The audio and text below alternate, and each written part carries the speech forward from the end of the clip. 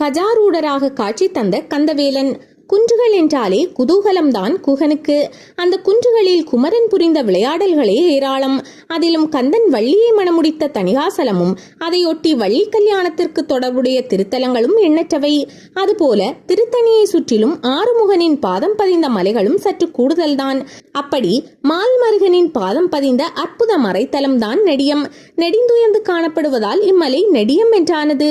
யானை படுத்திருப்பது போன்ற தோற்றத்தில் உள்ள இந்த மலை யானை மலை என்றும் கஜகிரி என்றும் போற்றப்படுகிறது. நிலைப்பெறும் திருத்தணியில் விலங்கு சித்திர நெடிய குன்றில் நிற்கும் முருகோனே என அருணகிரிநாதர் தனது திருத்தணிகை திருப்புகளில் இந்நெடிய மலையையும் இணைத்து பாடியுள்ளது சிறப்பு. குறவர் கூட்டத்தாரிடமிருந்து சமர் புரிந்து வள்ளியை கவர்ந்து வந்த கந்தன் போர் புரிந்த சினமடங்காமல் இந்த நெடிய மலையின் மீது காலூன்றுகிறார். வேலவனது சினம் தாங்காத நெடிய மலை பிளவுற்று சற்று கீழிறங்கியது. பின் தணிகை மலையில் கால் பதித்த குமரன் சினம் தணிந்து வள்ளியை கரம் பிடிக்கிறார். குமரனின் பாதம் பதிந்த மகிமையை அறிந்த இந்திரன் இம்மலைக்கு வந்து கந்தனை பிரதிஷ்டை செய்து கல்கார புஷ்பத்தினால் பூஜிக்கிறார். மகிழ்ந்த கார்த்திகேயன் காட்சி தந்தருள்கிறார். முருகனின் திவ்ய திருக்காட்சியை கண்ட தேவர்கோன் தனது ஐராவத யானையை கந்தனுக்கு பரிசளிக்கிறார். இதை ஏற்ற கந்தன் மீண்டும் யானை மீது அமர்ந்தபடி மேற்கு முகமாக திருக்காட்சி அருள்கிறார். இதனால் கந்தனுக்கு கஜாரூடர் என்ற பெயர் உருவானது.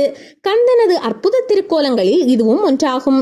யானையை பரிசு தந்த தேவேந்திரன் தனது ஐராவதமின்றி கலை இழந்த நிலையில் தேவலோகம் செல்ல ஐராவதம் இல்லாத தேவர் உலகமும் கலை இழந்து காணப்பட்டது. இதனால் ஏனைய தேவர்களின் ஏச்சுக்கும் ஆளாகின்றான் இந்திரன். இந்நிலையை தேவேந்திரன் தேவசேனாதிபதிக்கு எடுத்துரைக்க வள்ளி மணாளன் மேற்கு திசையிலிருந்து கிழக்கு திசையான இந்திர திசைக்கு ஐராவதத்தை திருப்புகின்றார். கந்தனின் கருணையாலும் தெய்வீக ஒளியாலும் இந்திரனும் இந்திர உலகமும் ஒளி பெற்றதாக இத்தலத்தில் நடந்த சம்பவங்களை தணிகாசல புராணம் விரிவாக விவரிக்கிறது.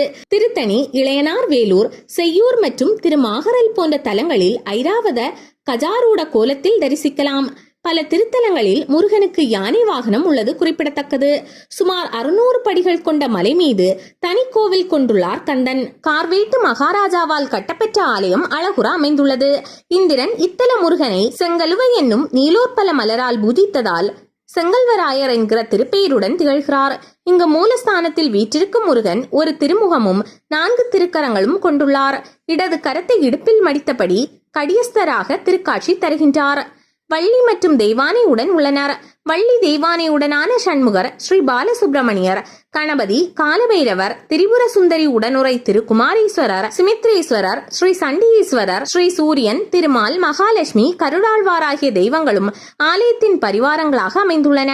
கிருத்திகையில் சிறப்பு அபிஷேக அலங்காரங்கள் செய்விக்கப்படுகின்றன. ஆடி கிருத்திகையில் காவடி எடுத்துக்கொண்டு பக்தர்கள் அதிக அளவில் வருகின்றனர். பங்குனி உத்திர பிரம்மோற்சவம் கோலாகலமாக கொண்டாடப்படுகிறது. ஆங்கில வருட பிறப்பன்று கந்தன் சந்தன காப்பில் கண்கொள்ளாத காட்சியை அளிப்பார். இங்கு ஆலயத்தில் விஜயநகர மன்னர்களின் கல்வெட்டுக்கள் பெருமளவில் காணப்படுகின்றன.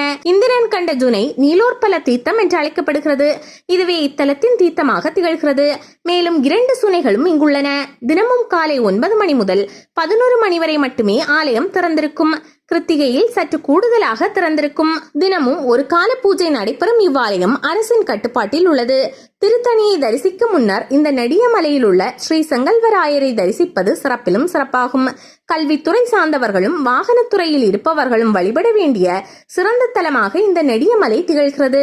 திருவள்ளூர் மாவட்டம் பள்ளிப்பட்டிலிருந்து 7 கிலோமீட்டர் தொலைவில் நகரி செல்லும் பேருந்து மார்க்கத்தில் கரீம்பேட்டிற்கு அடுத்ததாக அமைந்துள்ளது நெடியம்.